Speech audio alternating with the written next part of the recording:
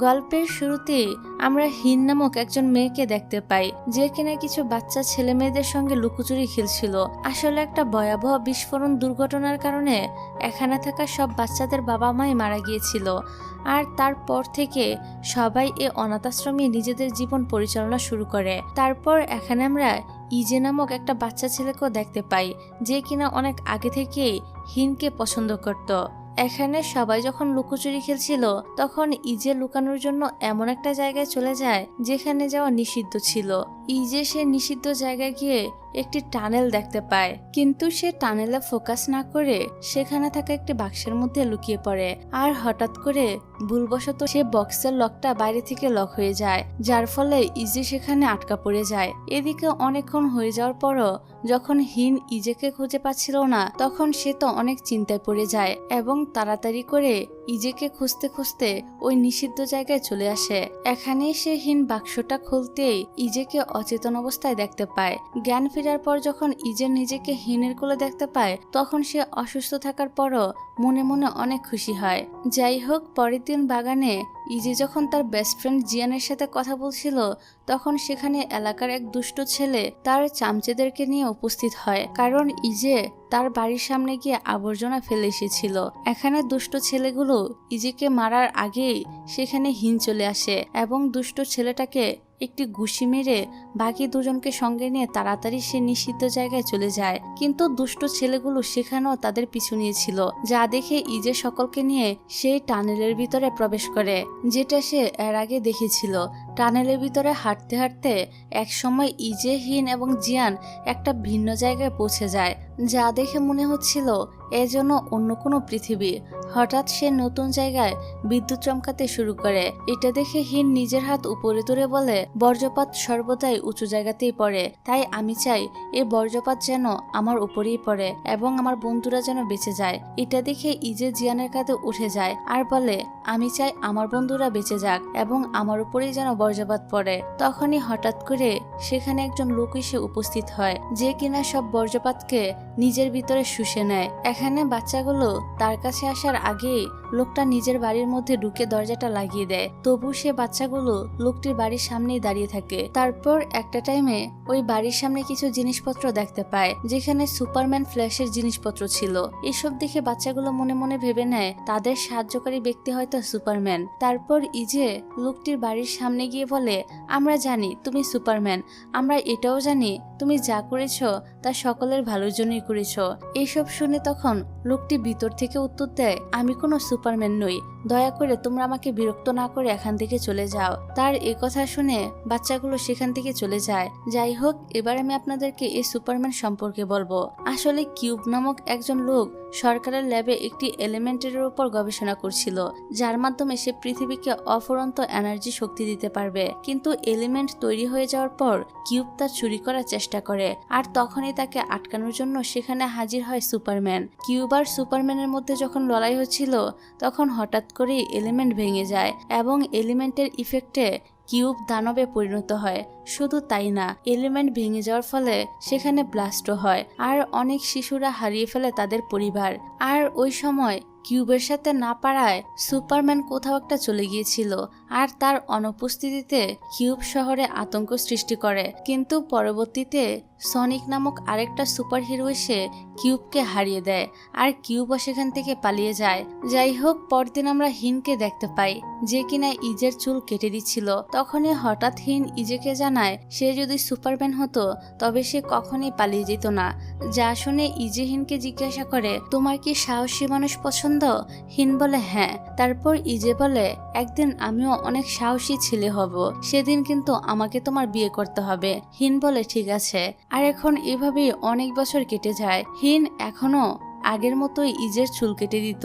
তাদের মধ্যকার সম্পর্ক এখনো গভীর। কিন্তু দেখতে দেখতে একদিন হিনের হায়ার এডুকেশনের সময় চলে আসে আর তাকে চলে যেতে হয় অন্য শহরে, যার কারণে সেদিন জিয়ান আর ইজে অনেক কান্না করেছিল।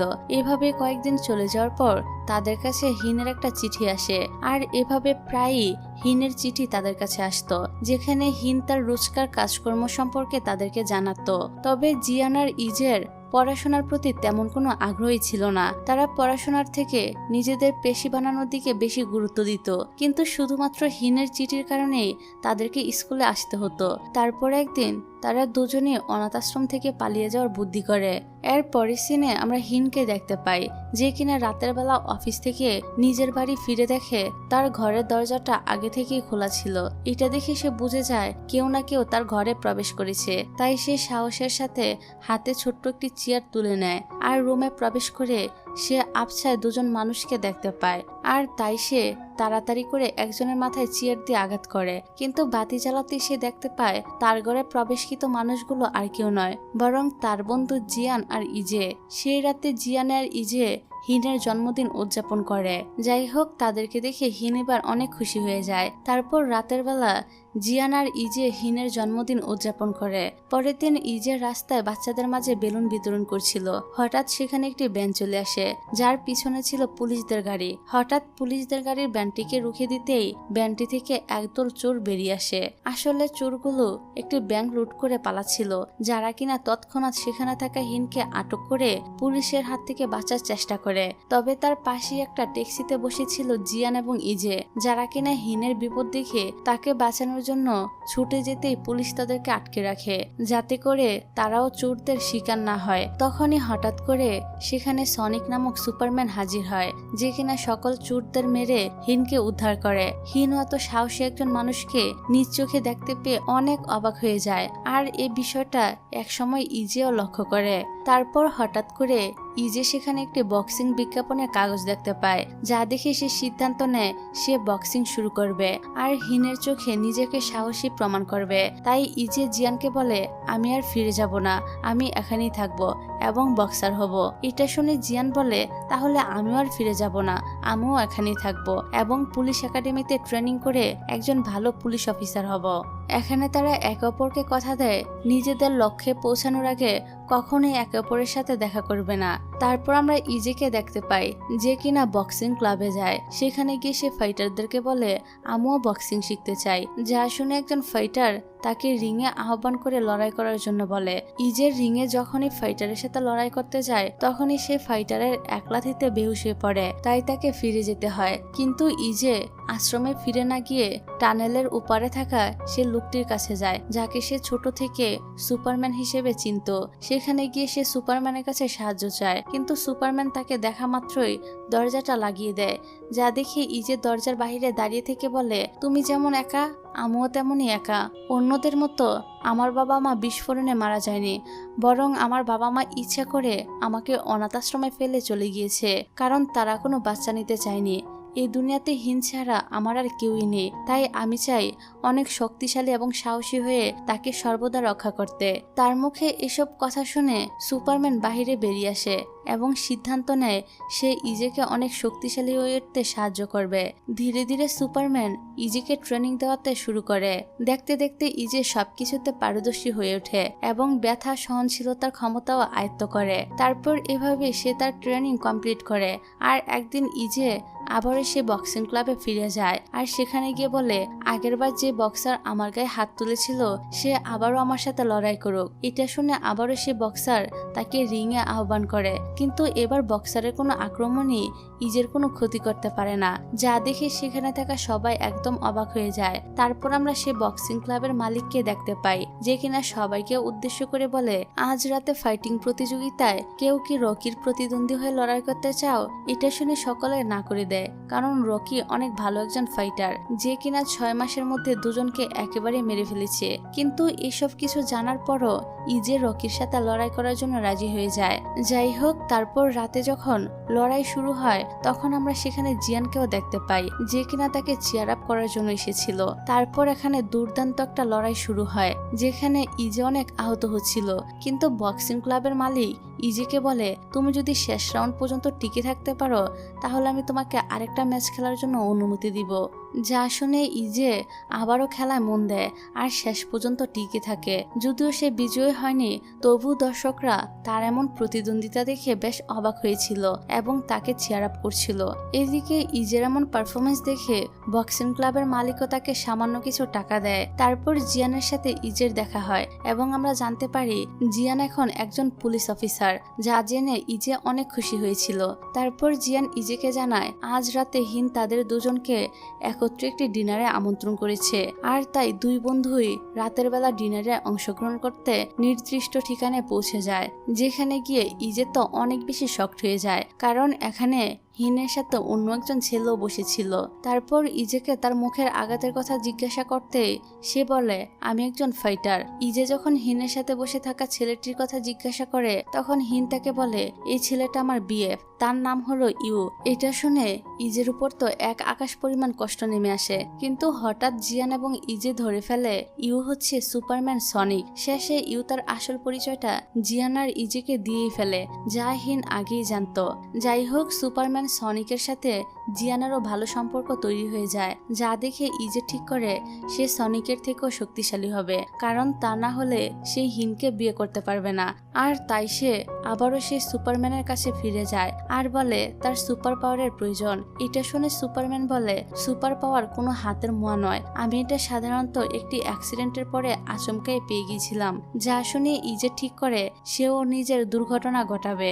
এদিকে হঠাৎ তারা টিভিতে দেখতে পায় এক বিজ্ঞানী এমন এক ম্যাট্রিক্স তৈরি করেছে যার মাধ্যমে অনেক এনার্জি উৎপাদন সম্ভব। এর পরের সিনে আমরা ইজেকে দেখতে পাই যে কিনা সুপারম্যান হওয়ার জন্য সুপারম্যানের কমিক্স পড়া শুরু করে। সেখান থেকে সে স্পাইডারম্যান হওয়ার জন্য নিজেকে ইচ্ছা করে মাকড়সার কামড় খাওয়ায়, কিন্তু এতে করে সে তো স্পাইডারম্যান হতে পারে না ঠিকই, কিন্তু মেডিকেলে গিয়ে ভর্তি হতে হয়। কিন্তু এত কিছুর পরও সে থেমে থাকে না। সুস্থ হওয়ার পর সে আবারও কমিক্স পড়া শুরু করে, আর এবার সে আইসম্যান হওয়ার জন্য নিজেকে হিমবাহে আটকে রাখে, কিন্তু এর পরিণতি আবারও অসুস্থ।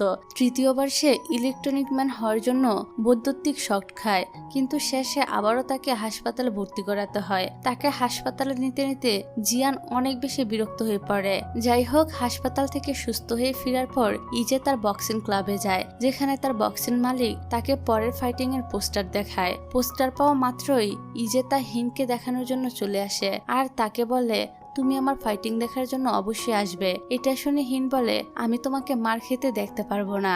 তারপর রাতের বেলা তারা দুজন বাহিরে ডিনার করতে যায়, যেখানে হিন ইজেকে জিজ্ঞাসা করে তুমি ফাইটার হওয়ার সিদ্ধান্ত কেন নিলে। এটা শুনে ইজে বলে আমি অনেক শক্তিশালী, তাই আমি এই সিদ্ধান্ত নিয়েছি। তখন হিন ইজেকে জানায় পড়াশোনা কমপ্লিট হওয়ার পর সে আবারও অনাথ আশ্রমে ফিরে গিয়ে ইন্টার্নশিপ করবে। এদিকে হঠাৎ করে তারা টিভিতে একটি নিউজ দেখতে পায়, যেখানে দেখানো হচ্ছিল কিউব আবারও ফিরে এসেছে এবং সে সনিককে মেরে ছাদ থেকে ফেলে দিয়েছে, কারণ সে আগের থেকে অনেক বেশি শক্তিশালী হয়ে ফিরে এসেছিল। এই নিউজ পাওয়া মাত্রই হিন আর ইজে সনিককে দেখার জন্য হাসপাতালে ছুটে যায়, কিন্তু ভিতরে হিনকে প্রবেশ করতে দেওয়া হলো ইজেকে দেয় না। এখানে আমরা আরো একটা বিষয় সম্পর্কে জানতে পারি, আর তা হলো কিউব একটি ছোট্ট সিসিটিভি ক্যামেরার মাধ্যমে জানতে পেরে গিয়েছিল যে সনিকের আসল দুর্বলতাকে, আর সেই দুর্বলতা হলো আমাদের হিন। পরের দিন ইজে আবারও তার ফাইটিং শুরু করছিল। ফাইটিং এর সময় সে প্রচুর আহত হয়, কিন্তু কিছুতেই সে দমে যায় না, যার কারণে দর্শকের মনে হয় সে একেবারে গেঁথে গিয়েছিল। সে বারবার হেরে যাওয়ার পরও দর্শক তার জন্যই চিয়ার আপ করছিল। মুহূর্তেই ইজের এই খবর চারদিকে ছড়িয়ে পড়ে, এমনকি হিনও জানতে পারে ইজের মধ্যে মারের কোনো প্রতিক্রিয়াই পড়ে না। তারপর ক্লাবে যখন ইজে তার বক্সিং প্র্যাকটিস করছিল তখন সেখানে বক্সিং মালিক চলে আসে আর তাকে বলে এমন একজন বক্সার আছে যাকে আজও পর্যন্ত কেউ হারাতে পারেনি। এই পর্যন্ত সে 7টি ম্যাচ খেলেছে আর 7টি ম্যাচের মধ্যে সেই উইনার হয়েছে, তাই আমি চাই তুমি তার সাথে খেলো। যা শুনে ইজে বলে আমি তো এই পর্যন্ত কোনো ম্যাচই জিততে পারিনি, তাহলে আমাকে কেন এই কথা বলছেন। তখন মালিক বলে আসলে এ বক্সারের একটি দুর্বলতা আছে, আর তুমি যদি তার দুর্বলতাকে ব্যবহার করতে পারো তাহলে তুমি অবশ্যই ম্যাচে জিততে পারবে। মূলত সে বক্সার বেশিক্ষণ ম্যাচ খেলতে পারে না, 3 রাউন্ডের মধ্যে সে তার প্রতিদ্বন্দ্বীকে হারিয়ে দেয়, কারণ বেশিক্ষণ সময় নিলে তার শ্বাসকষ্ট শুরু হয়ে যায়। তাই কোনো মতে তুমি যদি তাকে ক্লান্ত করে দাও তবে অবশ্যই তুমি তাকে 9 রাউন্ডের আগেই হারিয়ে দিতে পারবে। এসব শুনে ইজে আবারও ওই সুপারম্যানের কাছে চলে যায় আর বলে এতদিন আপনি আমাকে আঘাত সহ্য করার টেকনিক শিখিয়েছেন, এবার আপনি আমাকে লড়াই করা শিখাবেন। এটা শুনে সুপারম্যান দেয়ালে একটি চিত্র এঁকে বলে, যতক্ষণ না তোমার আঘাতে এই দেয়াল ভেঙে যাচ্ছে ততক্ষণ তুমি এই দেয়ালে আঘাত করেই যাবে। এভাবেই কিছুদিন চলে যায়। এদিকে হিনও এখন অনাথ আশ্রমে গিয়ে বাচ্চাদের পড়াশোনা শেখানো শুরু করে দিয়েছে। হঠাৎ একদিন সে যখন বাচ্চাদের পড়াশোনা শিখাচ্ছিল তখনই সে বাহিরে একটি শব্দ শুনতে পায়, আর বাইরে বেরোতে এসে দেখতে পায় সনিক সেখানে এসেছে, অর্থাৎ সনিক হসপিটাল থেকে রিলিজ পেয়েছে। যাই হোক, এখানে এসে সনিক হিনকে আন্টি দিয়ে বিয়ের জন্য প্রপোজাল করে, কিন্তু তখনই হিনের ইজের কথা মনে পড়ে, যার কারণে সে সনিককে বলে, আমি এসব বিষয় নিয়ে এখনো কিছুই ভাবিনি। অন্যদিকে দেখা যায় ছোট্ট ড্রোন ব্যবহার করে কিউব তাদের উপর নজর রাখছিল, আর মনে মনে ঠিক করে নিয়েছিল নিজের আত্মসুবিধার জন্য সে হিনকে ব্যবহার করবে। যাই হোক, পরের দিন হিন ইজের কাছে গিয়ে তাকে মারতে শুরু করে। এখানে ইজে তো কোনোভাবেই বুঝতে পারছিল না হঠাৎ করে হিন কেন এমন করছে। এই কারণে সে হিনকে জিজ্ঞাসা করে কেন সে এভাবে খেপে গিয়েছে। হিন বলে, তুমি জেনে শুনে কেন একজন চ্যাম্পিয়নের সাথে লড়াই করার সিদ্ধান্ত নিয়েছ? তুমি তো জানোই ওই চ্যাম্পিয়নের সাথে যে একবার লড়াই করে সে কখনো প্যারালাইজ হওয়া ছাড়া ফিরে আসে না। তাছাড়া তুমি তো এখনো পর্যন্ত একবারও চ্যাম্পিয়ন হতে পারোনি, তাই তোমার এসব চিন্তা ভাবনা পুরাটাই বোকামি। এটা শুনে ইজের অনেক রাগ হয় আর বলে, আমি তোমাকে ভালোবাসি, কিন্তু আমি তো আর তোমার প্রেমিকের মতো সুপারম্যান নই, তাই আমাকে লড়াই করেই সুপারম্যান হতে হবে। এসব শুনে হিন বলে, আচ্ছা তোমার যা মন চায় তাই করো, আমি আর তোমার কোনো বিষয় নাক গলাবো না। আর একটা কথা মনে রেখো, আমি খুব দ্রুতই সনিককে বিয়ে করতে যাচ্ছি। এই বলে সে এখান থেকে চলে যায়। তারপর আমরা ইজেকে আরো বেশি প্র্যাকটিস করতে দেখতে পাই। দেখতে দেখতে ম্যাচের দিন চলে আসে, আর তার প্রতিদ্বন্দ্বীর মধ্যে লড়াই শুরু হয়ে যায়। লড়াই শুরু হওয়ার পর থেকেই ইজে তার প্রতিদ্বন্দ্বীর আঘাতে শিকার হচ্ছিল। এদিকে হিন অনাথ আশ্রমে বাচ্চাদেরকে নিয়ে টিভিতে ম্যাচ দেখছিল, অন্যদিকে সে সুপারম্যানও টিভিতে ইজের ম্যাচটা দেখছিল। লড়াই চলাকালীন ইজে গুরুতর আহত হয়ে যায়। একসময় সকলে ভেবে নিয়েছিল যে এই বুঝি ইজের শেষ, কিন্তু হঠাৎ তখনই ইজের চোখের সামনে সনিকের মুখটা ভেসে ওঠে, তাই সে রাগান্বিত হয়ে আবারও উঠে পড়ে। এদিকে আমরা দেখতে পাই হিনকে কিউব কিডন্যাপ করে নিয়ে যায়। এদিকে ইজে যখনই তার স্পেশাল মুভ প্রতিদ্বন্দ্বীর উপর প্রয়োগ করতে যাবে তখনই স্ক্রিনে সবাই কিউবকে দেখতে পায়, যে কিনা হিন সহ অনাথ আশ্রমের সব বাচ্চাদেরকেই কিডন্যাপ করে নিয়ে গিয়েছিল। কিউব বিরুদ্ধে সনিককে উদ্দেশ্য করে বলে, যদি তুমি এদের সবাইকে জীবিত দেখতে চাও তবে তাড়াতাড়ি ল্যাবে থেকে ম্যাট্রিক্স এনে আমার হাতে তুলে দাও। স্ক্রিনের মধ্যে ইজে যখনই হিনকে দেখতে পায় তখনই সে তার লড়াই রেখে তাড়াতাড়ি জিয়ানের সঙ্গে হিনকে বাঁচানোর জন্য চলে যায়, কিন্তু হিনের কাছে যাওয়ার আগে সে সুপারম্যানের কাছে গিয়ে সাহায্য চায়, কারণ সে একা কখনোই কিউবের সাথে লড়াই করে পারবে না। কিন্তু সুপারম্যান তাকে না করে দেয়। তবু ইজে তার সামনে হাত জোড় করতে থাকে, কিন্তু এতে কোনো লাভই হয় না। এদিকে সনিক ম্যাট্রিক্স সহ কিছু লোককে কিউবের কাছে পাঠায়, কিন্তু কিউব যখন ম্যাট্রিক্স হাতে নেয় তখন সে বুঝতে পারে এটা ফেক, আর তাই সে অনেক বেশি রেগে যায়। আর রেগে গিয়ে আইস ক্রিস্টাল ব্যবহার করে সনিকের পাঠানো সকল লোককে মেরে ফেলে। এদিকে ইজে আর জিয়ান কিছু বাচ্চাদেরকে খুঁজে পেয়েছিল যাদেরকে সে উদ্ধার করে। এদিকে সনিক কিউবের সাথে চিট করায় সে তো অনেক খেপে গিয়েছিল, তাই সে সনিককে উদ্দেশ্য করে বলে, তোমরা আমার সাথে বেমানি করেছো, যার মূল্য দিতে হবে হিনের জীবন দিয়ে। এটা শুনে সনিক হিনকে বাঁচাতে তৎক্ষণাৎ সেখান থেকে বেরিয়ে পড়ে। এদিকে কিউব যখনই তার আইস ক্রিস্টাল হ্যান্ড দিয়ে হিনকে আঘাত করতে যাবে তখনই হিনের সামনে ইজে চলে আসে, আর আইস ক্রিস্টাল ইজের শরীরকে ছিন্ন বিচ্ছিন্ন করে দেয়। এই সুযোগে জিয়ান হিনকে নিয়ে সেখান থেকে সরে পড়ে। তবে তখনই হঠাৎ করে সেখানে আগমন ঘটে সুপারম্যানের, যাকে দেখে কিউব অনেক অবাক হয় আর জিজ্ঞাসা করে, তুমি এখনো বেঁচে আছো? সুপারম্যান তার পাওয়ার ব্যবহার করতেই কিউব আগে থেকে শক্তিশালী হয়ে ওঠে এবং সে নিজের পাওয়ার দিয়ে সুপারম্যানকেও ফ্রিজ করে দেয়। এদিকে তখনই আবারও ইজে আসে, যে কিনা এখনো বেঁচে ছিল। সে কিউবের সামনে এসে বলে, আমার বাবা মা আমাকে ছোটবেলায় ছেড়ে চলে গিয়েছিল, তাই হিন আমার জীবন থেকে চলে যাওয়ার আগে তুমি আমাকে শেষ করে দাও। এটা শুনে কিউব আবারও তার উপর হামলা করে ইজেকে গুরুতর আহত করে দেয়, কিন্তু তবু সে সাহস নিয়ে ফিরে আসে। এবার ইজে তার শরীরের সর্বশক্তি ব্যবহার করে কিউবকে ঘুষি মারতেই সে মারা পড়ে। আসলে ঘুষি মারার সময় ইজের শরীরে দুর্ঘটনাবশত পাওয়ার চলে এসেছিল, অর্থাৎ কিউব যখন তাকে আহত করে তখনই তার মধ্যে পাওয়ার চলে আসে, যেটার কথা সুপারম্যান আগেই বলেছিল। যাই হোক, এবার কিউব মারা যাওয়ার পর ইজে তার নিবু নিবু প্রাণ নিয়ে মাটিতে লুটিয়ে পড়ে। এদিকে হিন ইজের এই অবস্থা দেখে কান্নায় ভেঙে পড়ে, কারণ ইজের এই অবস্থা তার জন্যই হয়েছে। তারপর ইজে হিনের কোলে মাথা রেখে জিজ্ঞাসা করে, আমি কি পৃথিবীর শ্রেষ্ঠ শক্তিশালী ব্যক্তি হতে পেরেছি? হিন তখন বলে হ্যাঁ। আর এটা শোনা মাত্রই ইজে হিনের কোলে নিজের শেষ নিঃশ্বাস ত্যাগ করে। আর তার মৃত্যুর মধ্য দিয়ে এই মুভিটার এখানেই স্যাড এন্ডিং হয়ে যায়।